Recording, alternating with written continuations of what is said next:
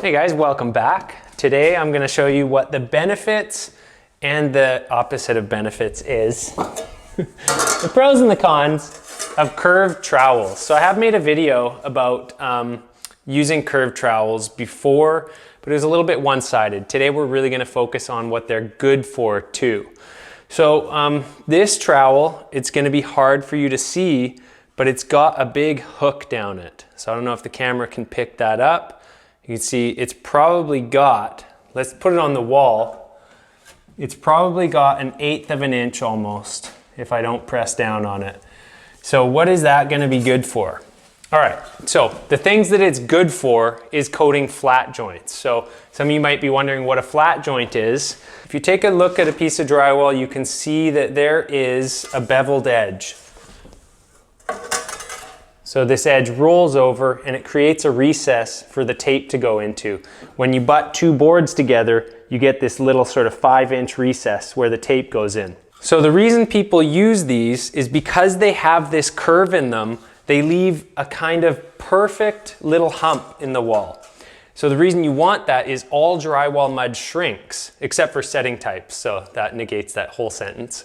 But all pre-mix drywall muds shrink. So that's the stuff you get in a bucket that's already got moisture in it. And when you lump it over a little bit, so we call it crowning. When you crown that joint a little bit over top of your flat joint, what happens is you have the most mud where it shrinks the most. So then you come back, you give it a quick little sand, and you end up with a nice flat joint. So first, let's take a look. I'm just gonna run it across this wall. Because this whole job is actually a plaster repair, I don't have an actual flat joint to use it on. The only one we have here is actually a butt joint because these walls were taller than 8 feet, so somebody put the rip right here. So I actually can't use this on this joint or it won't work out, because this is no longer a flat joint. That's a double wide butt joint. But I can show you on the wall and you can get a good idea as to how this is gonna leave the mud and why that would be helpful, even though I already just told you. Okay, so I do find these things a little bit weird to use, and they're not what I use usually. We'll get into that at the end of the video, why I don't usually use them. But let's take a look just how this thing leaves the mud on the wall. So we're gonna run it up the wall. Now the one thing that's a little bit weird about these is that as you change the angle, so how does that work? As you change the angle, it starts to leave more mud on. As you get flatter to the wall, it'll start to leave a little bit more mud on than less. So, but as I'm going like this, so you might wanna feather your edges with a knife. Got this mud way too loose to be doing this. Didn't plan that part of the video, but now let's just run this right down here. Got crumbs. None of this is working out. Maybe I should redo this part of the video. It always happens.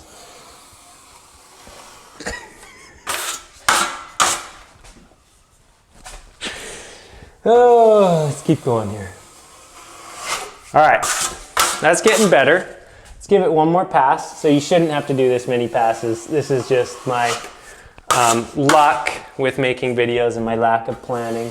But you can see I'm keeping the trowel a consistent distance. And now let's get a flat knife and just kind of wipe that off in the middle. And you can see that it's like perfectly built up in the middle. The only reason we have these kind of hard edges is because my mud was too thin, spread out too wide. So usually you would do this with thicker mud, especially on your first coat. But I'm gonna take my flat trowel and we're gonna just cut into this and see how that looks. So as you can see, we've got it feathered from nothing. It builds out to about 1.5 mils right here, back down to nothing, over about 12 inches. So that's gonna do a really good job coating your flat joints. Now there is another place that this is gonna work really well for, but I'm actually going to mix some thicker mud first so that I don't just have that horrifically embarrassing thing happen again. All right, you guys, so I got this mixed up a little bit thicker, so it shouldn't be spreading out quite as far. If your mud's too thin, like I said, these don't work all that well. So the other thing that these are really good for is corner beads. So with a corner bead, you usually have about a nice 1/8 of an inch fill. Why don't you come film from behind here and you'll be able to see that. So as you can see, it's got a big 1/8 to fill. So when you use a curved trowel to fill this thing, it leaves more material where it's gonna shrink the most. So let's put a quick coat across this corner bead. Although I actually find these more awkward to use than a flat trowel. I'm just not trained on these ones. I didn't learn with them, so I find them a little bit weird. I don't feel like I can lift off as easily without kind of changing the shape of my corner bead.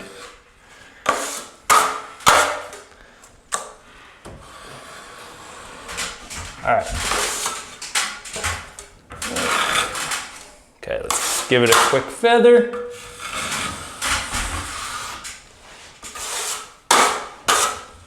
And then a quick pass. So you really don't want to change the angle of your pass a lot. Otherwise, you're going to be leaving it more in some spots, less in the other. But as we can see, it does leave a nice uniform fill. You can't really tell on camera, but it is more built up. Like we go like this, you can see it's most built up in this spot right here, which is where it shrinks the most. So that's the other thing that a curved trowel is really good for, is filling corner beads. Let's see if I can get this a little more consistent on one more pass.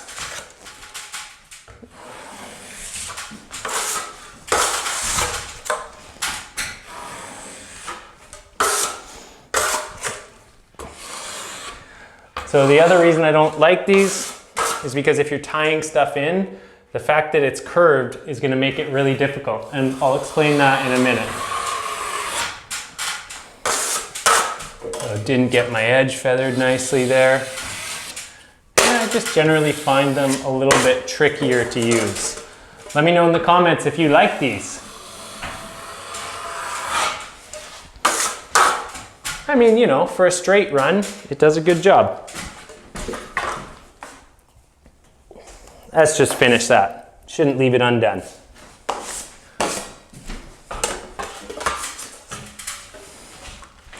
Yeah, this is the absolute wrong job for this tool. This is a lath and plaster tie-in. I need flat trowels and big fat patches.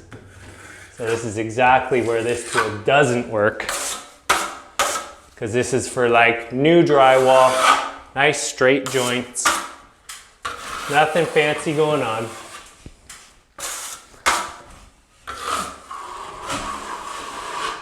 As you can see, I can't actually feather out that edge because I can't flatten out the trowel enough to do it. That edge will always dig in. And that might start to introduce you to why this doesn't work for most other things. So I've pretty much talked about the two pros. That's flat joints, corner beads. That's what these are for. Now let's see why. Like say you're at Home Depot and you're like, oh, that Vancouver carpenter guy is always using drywall trowels. You're at Home Depot and you buy a drywall trowel, you bring the thing home and it goes horribly wrong. Here's why. Okay, right here we have a big lath and plaster tie-in. As you can see, it's not flat at all. See this thing rocking on here?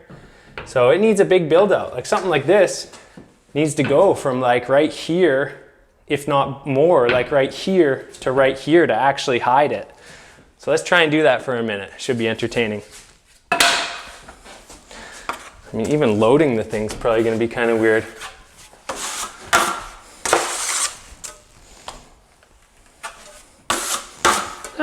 This part's going okay. Oh, I think I need some more mud. Okay, let's go as wide as we need to go here. Probably about that wide to actually make that disappear.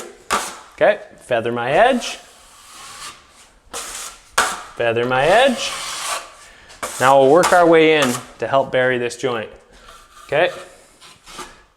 Yeah. See that nice line there? Okay, let's go over the middle. See if we, yeah. Okay. Yeah. Like it doesn't work, right? So the reason I don't use curved trowels is because they're one trick ponies. And I don't have the time to wait to do these on just the flat joints or just the corner beads and then get back to it when it's dry, right? I don't have that kind of time. So on something like this, I'm gonna grab a flat trowel and show you real quickly how this should have worked out.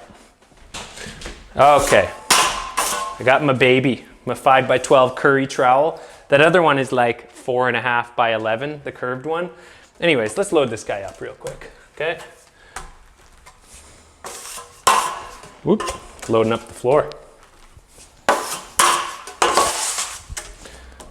Okay, so real quickly, I'm gonna feather those edges again, and because that's kind of part of the sequence, all right, we're gonna feather that edge, feather that edge. Now we're gonna start working our way in. So now we're just leaving tool lines instead of lift-offs. Or I mean, we're leaving the exact opposite. We're leaving lift-offs instead of lines. So we're actually building this up where it needs to go, and we'll leave it a little bit higher over top of the middle. One more right here. Oh, I did a line because I got aggressive there. We got 2 lift-offs right here. Those are highs. That's a line, which means it's a low. And so the reason we want lift-offs is when you sand down a lift-off, you get this whole nice flat surface. When you leave a line like this, you have to sand it down to the lowest part, which is right here. So this whole part that you tried to build up to feather this joint, you have to sand it all down to the lowest point of that line. But let's put it back where it's supposed to be. So that's actually better. Like, that's a nicely built out joint, nice flat trowel. Actually, your trowel should have the slightest curve the opposite way, but not much. This one mostly just has the curves going up on the tips, and the center of it, like so, you know, 11.5 inches of it is actually pretty darn straight. But that's how it should look, which is not possible with a curved trowel. Again, why I don't use them. Anyways, that's all. I want to say thanks for watching. If you've been wondering whether you should pick up one of those drywall trowels at Home Depot, probably not, because your experience using them is going to be like when I was trying to feather that stuff. So I'll try and link some good trowels in the description below. And if you're looking for a curved trowel, if you've got a lot of linear feet of flat joints or corner beads, or you think it's going to help you somehow, I'll put a link to those too. Why not? Anyways, that's all, you guys. Thanks for watching. Till the next one.